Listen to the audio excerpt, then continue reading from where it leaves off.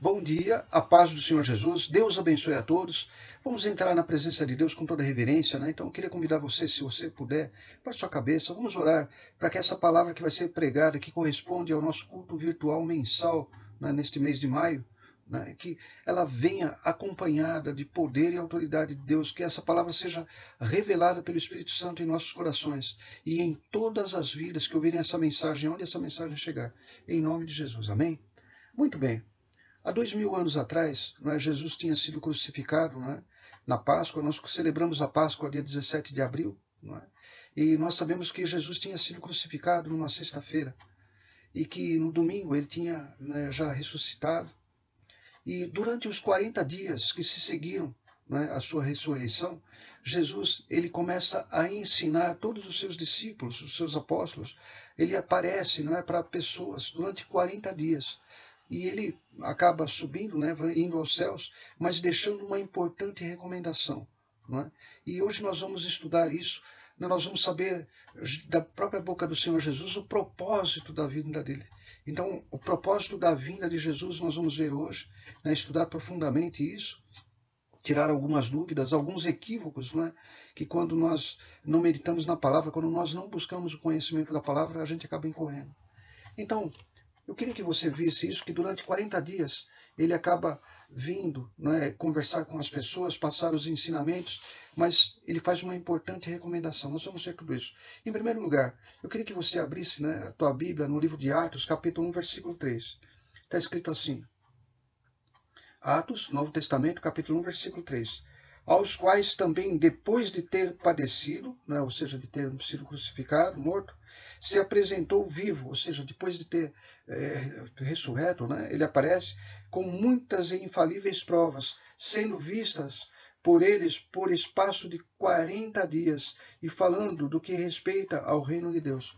Então Jesus começa nesses 40 dias a ensinar os segredos do reino de Deus, começa a revelar as coisas que ele sabia que seriam importantes para todos aqueles que crescem nele e seguissem ele, com ter conhecimento.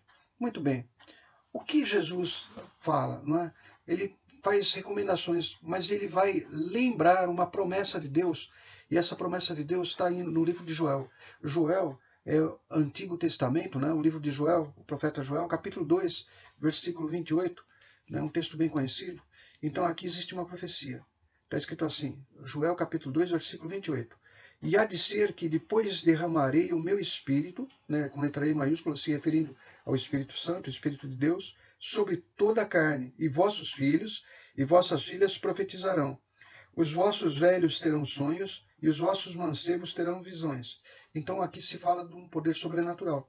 No 29, e também sobre os servos e sobre as servas, naquele dias derramarei o meu Espírito. Então, se referindo ao Espírito Santo. Então, aqui se deixa claro que Deus não vai fazer acepção de pessoas. Ele vai querer trazer esse poder, o Espírito Santo, para todos que crerem, e que buscarem a Deus. Muito bem. Esse poder, ele é um poder sobrenatural. E você sabe que na Bíblia, a manifestação do sobrenatural, normalmente, ela é acompanhada de um sinal, e esse sinal é o fogo. Então o fogo, ele manifesta o poder sobrenatural de Deus agindo numa pessoa, em uma determinada situação. E aqui em Mateus, quando Jesus Cristo ele foi batizado por João Batista, então em Mateus capítulo 3, versículo 11, João Batista ele já profetiza a respeito do Messias, que ele iria batizar. Então, João Batista, sabendo que ele ia batizar o Messias, ele fala a respeito dele, dizendo assim, Mateus capítulo 3, versículo 11. E eu, em verdade, vos batizo com água para o arrependimento, mas aquele que vem após mim é mais poderoso do que eu, cujas alparcas ou sandálias, não sou digno de levar. Ele vos batizará com o Espírito Santo, com letra E maiúscula, se referindo ao Espírito de Deus, o Espírito Santo de Deus, e aí está assim, e com fogo. Então, aqui o profeta, João Batista, ele declara que o Messias viria posteriormente a ele, ele batizava com água, mas o Messias ele ia batizar com o Espírito Santo e com fogo. Somente relembrando, o batismo nas águas ele significa o batismo do arrependimento. não é? Então a pessoa que conhece a palavra de Deus, ela reflete sobre sua vida, ela se arrepende, não é? E se converte. E ela passa pelas águas simbolizando que ela quer nascer, não é? Para uma nova vida, sem pecados.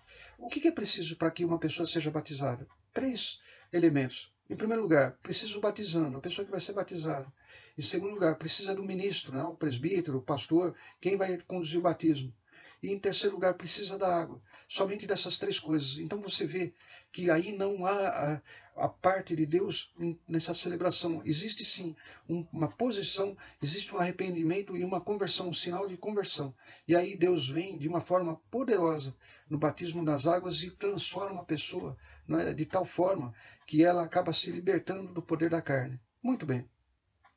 João Batista, ele fala assim, não, eu vos batizo com água. Não é? Vocês vêm até mim, eu sou ministro, eu batizo com água. Mas aquele que vem depois de mim, ele vai batizar com o Espírito Santo e fogo. Somente Jesus pode batizar com o Espírito Santo e com fogo. Ninguém mais pode. Aí o pastor não tem poder para isso, o batizando não tem poder para isso, não tem nada que tem poder para isso. Somente Jesus. É ele que envia esse batismo. E ele envia, não é? Tanto é que no livro de Atos, capítulo 2, eu queria convidar você para ir lá, Atos, voltando no Novo Testamento, né, aqui, continuando, capítulo 2. Aqui existe, então, o batismo do Espírito Santo.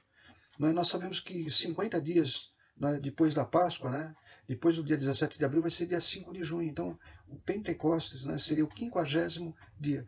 Pentecostes, essa palavra é de origem grega, que significa o 50º dia. Então, o 50º dia, depois da Páscoa, então seria o dia do Pentecostes. Em Atos, capítulo 2, versículo 1, fala assim, e cumprindo-se o dia de Pentecostes, estavam todos reunidos no mesmo lugar. E de repente veio do céu um som como de um vento veemente e impetuoso, e encheu toda a casa em que estavam assentados. No versículo 3, aqui você vai ver a manifestação do poder sobrenatural de Deus, representado pelo fogo. E foram vistas por eles línguas repartidas, como que de fogo, as quais pousaram sobre cada um deles. Então, agora faz todo sentido a recomendação de Jesus Cristo, não é? Que ele fez logo depois, né, nesses 40 dias, depois que sucederam a ressurreição dele, para que eles ficassem em Jerusalém até que fossem revestidos de poder.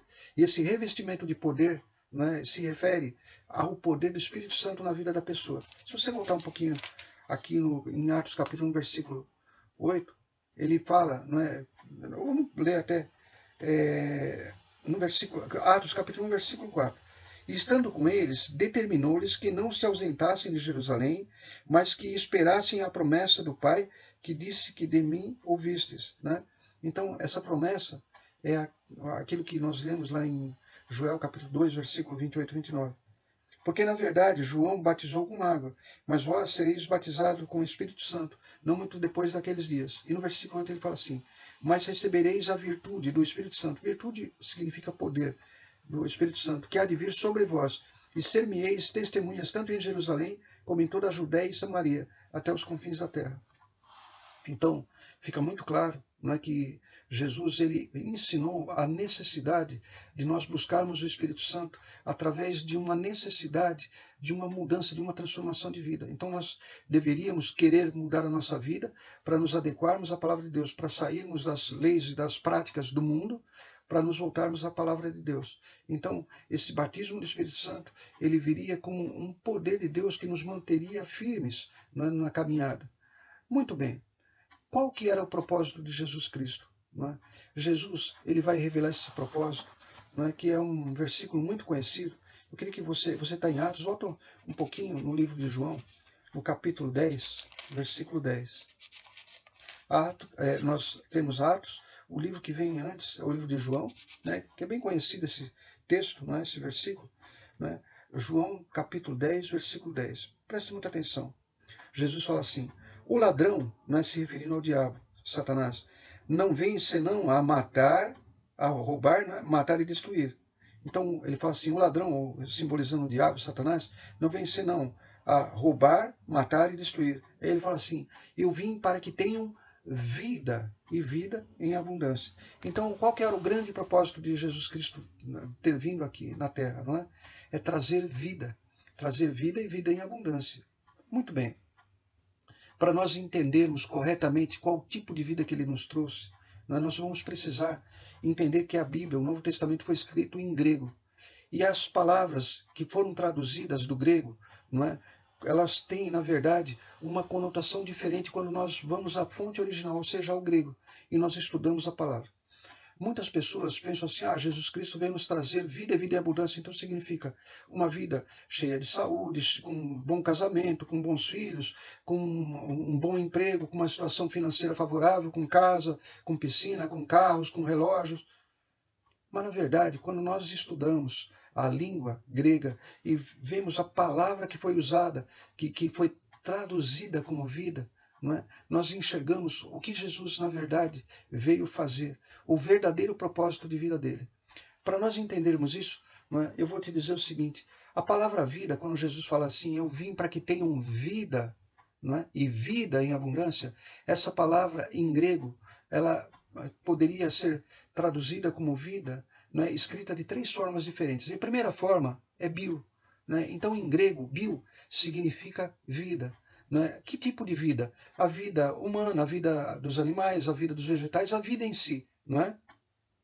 Essa palavra bio, não é, para quem lembra dos tempos de escola, ela em grego, né, simbolizada a vida, e por isso que biologia, logia, não é, em grego significa estudo. Então, biologia, estudo da vida. Não é? Mas poderia também, não é, ter sido escrito no original, se não fosse escrito bio, poderia ser escrito psique. O que significa psique em grego? Também poderia ser traduzido como vida. Que tipo de vida? A alma da pessoa, a existência da pessoa, a sua personalidade, né, os seus sentimentos, suas emoções, a sua decisão, né, os seus medos, os seus desejos. Tudo isso, não é, está encerrado numa palavra chamada psique, que é uma palavra grega, que além da palavra bio, também poderia ser traduzida como vida. Não é? Você deve saber que psicologia, não é, é um termo que vem da língua grega, psicologia, psique, a alma, não é? Logia, estudo, assim como biologia. Então, psicologia, estudo da alma, não é? Ou dos sentimentos. Muito bem. Mas não foi essa palavra que foi escrita no grego original, no Novo Testamento, aqui quando João, né, 10:10 fala que Jesus veio para nos trazer vida e vida em abundância. A palavra que foi escrita em grego foi a palavra zoe. Não é? O que significa zoe? É uma terceira palavra que em grego pode ser traduzida como vida, como foi aqui. Mas o sentido dela é totalmente diferente. Zoe significa a própria vida de Deus, a vida divina, a vida plena, a existência plena, eterna.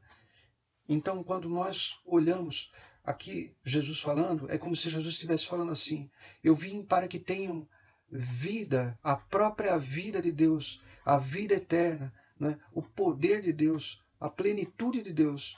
Né? Então, Jesus, ele nos promete a eternidade, a vida de Deus. Nós temos em nós, trazidas por ele, né, todos nós temos, aqueles que receberam Jesus Cristo, através de Jesus Cristo nós temos a vida de Deus. Isso significa, nós pertencemos, não é, à natureza divina. Então isso veio através de uma transformação. Então Zoe é a própria vida de Deus que Jesus trouxe para cada um de nós. Muito bem, depois de entendermos isso, nós temos que entender o que nós devemos conhecer e fazer quando nós temos a consciência de que Jesus ele veio com a missão, com o propósito de nos trazer a vida eterna, a vida abundante, a vida, a própria natureza, a vida de Deus. Né? Nós temos que entender que essa vida de Deus dentro de nós, ela produz sinais, ela tem poder, ela produz o sobrenatural em nossa vida. No Antigo Testamento, quando nós lemos o Antigo Testamento, nós vemos que Deus ele agia do lado de fora das pessoas. Não é? Nas determinadas situações, situações de guerra, situações de necessidade, situações de calamidade, né? Situações em que envolviam a necessidade do poder de Deus se manifestar, Deus confirmava, não é, o poder sobrenatural dele se manifestando através do fogo. Nós não precisamos ler, né, para não ficar muito cansativo, mas nós sabemos que quando Moisés foi chamado para ser o libertador do povo de Deus, que era escravo no Egito, né, Deus fala com ele numa sarça ardente, ou seja, o fogo. Né? Então, quando nós vemos os profetas, né, recebendo a instrução de Deus, por exemplo, Deus dirige o povo, o próprio povo do Egito, né, até a terra prometida com uma coluna de fogo. Né? os profetas que viam carruagens de fogo. Então, o fogo representa a manifestação sobrenatural de Deus. Mas no Antigo Testamento, essa manifestação ela existia do lado de fora. Deus, ele controlava, ele tinha o controle de todas as situações, ele atendia o clamor do povo, agindo do lado de fora. Mas no Novo Testamento, depois que nós lemos que Jesus veio nos trazer vida e vida em abundância, nós passamos a ter um entendimento diferente. Aquele poder que estava do lado de fora, hoje ele está do lado de dentro para todos aqueles que receberam Jesus Cristo e que buscam através da sua mudança de vida, a presença do Espírito Santo no seu dia a dia. E é importante, agora nós entendemos o seguinte: quando nós recebemos o Zoe, ou seja, o poder de Deus dentro de nós, e nós buscamos o batismo do Espírito Santo, clamando, buscando através das nossas atitudes a mudança de vida, esse fogo, ele vem na nossa vida, mas ele deve ser mantido por nós. Para você entender isso, Deus ele usa o Antigo Testamento como uma imagem, como uma sombra, a Bíblia chama sombra, dizendo assim, como uma revelação de tudo aquilo que aconteceria depois. E Deus usa o tabernáculo. O tabernáculo era um santuário móvel que o povo de Deus levava. Eles estavam caminhando no deserto, eles caminhavam, e eles levavam a presença de Deus junto com eles através de um tabernáculo. Era um santuário que tinha mais ou menos, só para você entender o tamanho, 46 metros de comprimento, 23 metros de largura, e ele era cercado por cortinas, e dentro desse tabernáculo existia uma tenda, e também essa tenda era dividida de uma forma que existia um compartimento chamado Santo dos Santos, e ali Deus se manifestava. Ali descia o poder de Deus, ali descia o fogo de Deus. Mas era um lugar tão santo, tão reservado, que lá só podia entrar uma vez por ano o sumo sacerdote. E na antessala, antes dessa sala que chamava Santo dos Santos, tinha uma sala chamada Lugar Santo. E aí os sacerdotes, todos os sacerdotes, todos que eram sacerdotes, tinham a obrigação de manter o candelabro aceso. O que representa o candelabro? Candelabro, ou menorá é um castiçal, com 7 castiçais, vamos dizer assim, 7 receptáculos em que se colocava o óleo e se mantinha a vela acesa. Esse castiçal tinha uma haste central, e dessa haste saíam 6 hastes. A haste central representava Jesus. Aliás, o tabernáculo ele representa Jesus. Sempre, tudo aquilo que nós vemos no Antigo Testamento, ele fala a respeito de Jesus, confirma a obra e a natureza divina de Jesus. Então essa haste central representava Jesus, e saindo dessa haste central, as outras 6 hastes, formando 7. Deus, ele fala para que aqueles que o servam, os sacerdotes, aqueles que servem a Deus, que é o nosso caso, hoje nós somos os sacerdotes do Novo Testamento, todos nós que recebemos Jesus, que a nossa obrigação é mantermos esse fogo aceso. Eu queria que você visse isso na palavra de Deus, para não ficar somente numa informação, mas eu queria que você visse isso lá em Levítico, no livro de Levítico, no Pentateuco, nós vamos ver que ele tem, no capítulo 6, no versículo 13, a recomendação. Levítico, capítulo 6, versículo 13. Antigo Testamento, Levítico, capítulo 6, versículo 13. Pentateuco. Versículo 13. O fogo arderá continuamente sobre o altar, não se apagará. Então, o mandamento, a ordem de Deus é que esse fogo não se apague. Porque esse fogo é a própria existência de Deus dentro da nossa vida. É a própria força, é a própria virtude, é o próprio poder de Deus que Jesus tinha falado. Então, nós devemos manter esse fogo aceso, com a nossa atitude, com a nossa entrega, com o nosso compromisso.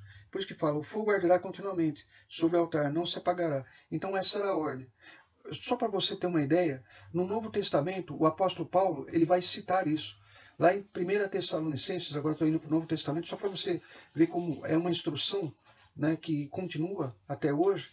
Olha só, quando aqui está escrito assim, 1 Tessalonicenses, capítulo 5, versículo 19. Não extingais, em algumas versões, não apagueis o Espírito. Ora, o que a gente apaga? A gente só pode apagar fogo, ou apagar uma lousa. Então se usa esse termo, vamos apagar a lousa, pega o apagador e apaga a lousa. E outra forma de apagar, para que é empregada essa palavra, de extinguir e apagar? É extinguir o incêndio, apagar fogo. Então os bombeiros sabem muito bem disso. Eles apagam, extinguem o fogo. Então aqui a ordem é não, olha só, 1 Tessalonicenses capítulo 5, versículo 19. Não extingais ou não apagueis o Espírito. Então, a mesma ordem que Deus dava, né, para aquele povo, agora o apóstolo Paulo, pela revelação do próprio Espírito Santo, vem para nós. Nós não devemos apagar esse fogo, né, que é a própria manifestação do poder de Deus na nossa vida. Né? E eu queria que você fosse comigo, né, para entender também, voltando lá no Antigo Testamento, que desde aquela época, então, Deus já deixava claro, né, representando uma revelação do que aconteceria depois, quando viesse a promessa que foi dada no livro de Joel, capítulo 2, versículo 28 e 29, que a responsabilidade de manter esse fogo era dos sacerdotes, era do povo de Deus, era a responsabilidade minha e tua. Né? Então, Êxodo capítulo 27, versículo 20, olha só, está escrito assim: Tu, pois, então aqui está vindo a instrução, né? Tu, pois, ordenarás aos filhos de Israel. Filhos de Israel significa aqueles que são, né, discípulos, seguidores de Jesus Cristo, aqueles que são povo de Deus, os filhos de Deus. Tu, pois, ordenarás aos filhos de Israel, aos filhos de Deus, que te tragam azeite puro de oliveiras, batido para o candelabro, para fazer arder as lâmpadas continuamente. Então, a nossa responsabilidade, né, entendendo o propósito de Jesus Cristo ter vindo, né, que veio nos trazer vida e vida em abundância. E essa vida em abundância é a própria vida de Deus, que deve ser mantida viva, acesa dentro de nós, através da busca, né, incessante, né, do Espírito Santo, da prática da palavra de Deus, se afastando das coisas do mundo. Então isso é confirmado. O tabernáculo hoje, né, que antigamente era um santuário móvel, né, hoje ele não está mais do lado de fora. Hoje nós somos o tabernáculo. Hoje, tabernáculo, ou seja, o templo de Deus, somos nós. Eu queria que você fosse comigo lá em 1 Coríntios, e você vai ver isso daí. É 1 Coríntios, capítulo 3, versículo 16, também é muito conhecido esse texto. Né? Capítulo 3, 1 Coríntios, capítulo 3, versículo 16.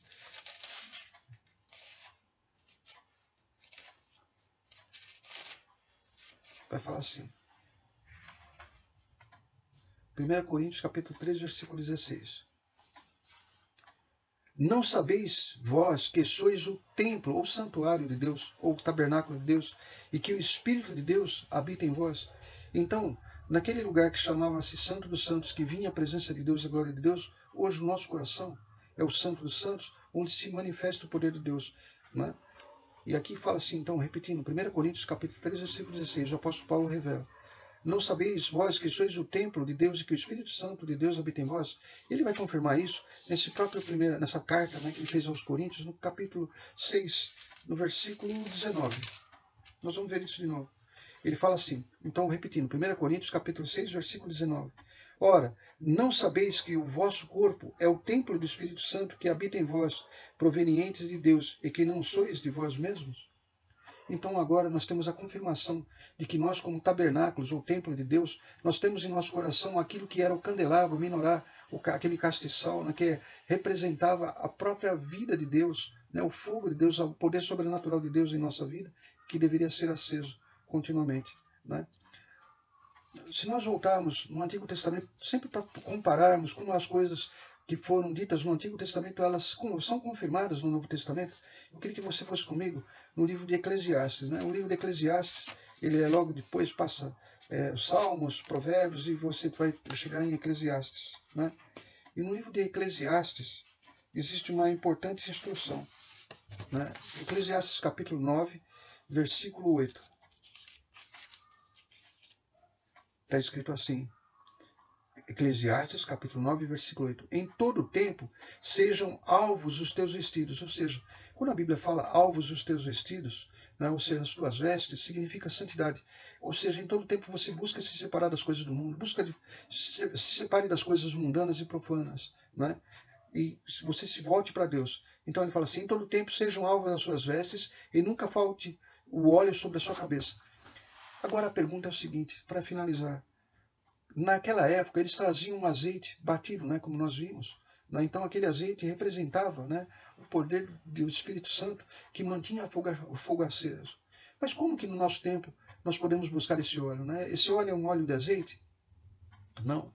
Esse óleo é a invocação do poder e da presença do Espírito Santo dentro do nosso coração. E isso precisa ser renovado através de atitudes. Né? Para você entender isso, né, eu queria que você fosse comigo lá em Efésios, livro de Efésios. Agora nós estamos indo para o Novo Testamento de novo, né? O livro de Efésios, ou a carta para os Efésios, os cristãos que habitavam em Éfeso, né? E aqui o apóstolo Paulo, ele vai falar assim, olha, estou lendo Efésios, capítulo 3, né?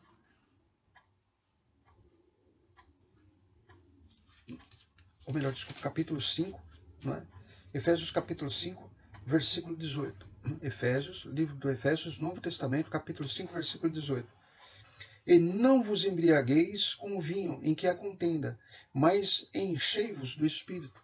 Então Paulo ele fala assim, ao invés de vocês buscarem alegria, a satisfação de vocês em coisas mundanas, em bebidas, né, que a bebida serve para entorpecer sua mente, e você vai fazer coisas que você sabe que não deveria fazer, vai tirar você da razão e fazer você agir no sentimento, na emoção, no calor da emoção, e isso vai trazer depois o arrependimento, você pode perder tudo aquilo que você conquistou com Deus, né, no momento de, vamos dizer assim, de uma fraqueza mental, né, e tomando uma atitude indevida. Então, ao invés de vocês buscarem esse tipo de prazer, de se encherem do prazer das coisas, né, da vida, do mundo, vocês devem buscar o quê?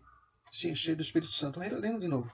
Efésios, Novo Testamento, capítulo 5, versículo 18. E não vos embriagueis com vinho em que há contenda, mas enchei-vos do Espírito. Né? Então, nós sabemos que Paulo ele enfatiza isso. Mas a nossa pergunta, né, que nós temos que responder é como fazer isso? Como que nós vamos na nossa época, né, nos encher com esse óleo para que o fogo seja aceso? O próprio apóstolo Paulo vai dizer na sequência. Então ele vai falar assim, né, depois que ele fala, e não vos embriagueis com vinho em que há contenda, mas enchei-vos do Espírito Santo, no versículo 19 ele já começa a explicar. Ó, falando entre vós em salmos e hinos, ou seja, trazendo a palavra para dentro do teu coração, da tua mente, e hinos, ou seja, louvando a Deus, né? E cânticos espirituais, olha só, cantando e salmodiando ao Senhor em vosso coração.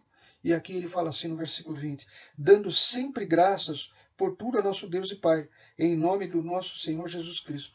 Então, quando nós temos o coração agradecido, quando a nossa vida ela reflete o reconhecimento da missão de Jesus Cristo de nos trazer a própria vida eterna para dentro de nós, não é? E uma vida que não se resume a conquistar casas, carros, não, é muito mais do que isso, é muito mais profundo, é muito além disso, é a própria vida eterna de Deus, a própria vida de Deus que Ele traz para nós. Então nós devemos manter essa certeza, esse fogo, né, que representa o sobrenatural de Deus na nossa vida, nos transformando, através da palavra, através de cânticos, através de louvor, através também do jejum, através das coisas que nós sabemos que invocam e trazem a presença de Deus e o estilo de vida, não é, cristão para a nossa vida. Eu espero que você tenha entendido nessa mensagem que corresponde ao nosso culto de maio de 2022 e que você possa agora baixar sua cabeça, fechar seus olhos e refletir em tudo isso que você ouviu, né, para nós juntos, né, nós termos no nosso coração a confirmação da direção de Deus para as nossas vidas. Baixe sua cabeça, feche seus olhos. Vamos fazer uma oração? Senhor Deus e Pai, em nome de Jesus, nós te agradecemos pela tua palavra. Nós sabemos que a tua palavra é o próprio poder em nome de Jesus Cristo para nos trazer a vida e vida em abundância. Usou, meu Pai, a própria vida, a natureza de Deus. Pai, que aonde chegar essa mensagem, todas as vidas sejam impactadas pelo poder do Teu Espírito Santo e que todos nós possamos ter o discernimento, o conhecimento da verdadeira missão de Jesus Cristo e honrar, meu Pai, o nosso chamado, buscando a presença e o fogo do Espírito Santo todos os dias da nossa vida. Em nome do Senhor Jesus. E você que crê, diga amém e graças a Deus. Lembrando que nós estamos tendo, não é, os cultos presenciais lá em Ribeirão Pires, todos domingos às 10 horas da manhã. Nós temos os grupos familiares nas quartas-feiras, né, às 8 horas da noite. Nós estamos começando um trabalho agora com jovens, né, nas quadras, que é nos sábados também, e que na igreja de Vila Nova Cachoeirinha nós temos como um diferencial também a escola bíblica, né, conduzida pelos presbíteros Fábio e a presbítera Cléia, né, uma escola bíblica que tem ensinado muito, assim como também nas quartas-feiras o professor Nessim tem trazido conhecimento, né, da língua hebraica, né, no Antigo Testamento. Você viu hoje, pelo conhecimento da língua grega, né, a revelação e o perfeito sentido da palavra vida, né? Então, o professor Nessim vem trazendo isso todas as quartas-feiras, às 8 horas, os ensinamentos vindos da origem da palavra de Deus no Antigo Testamento, que é a língua hebraica. Deus abençoe a todos, um bom final de semana e até o nosso próximo culto mensal, em nome do Senhor Jesus Cristo. Amém e até lá, em nome de Jesus.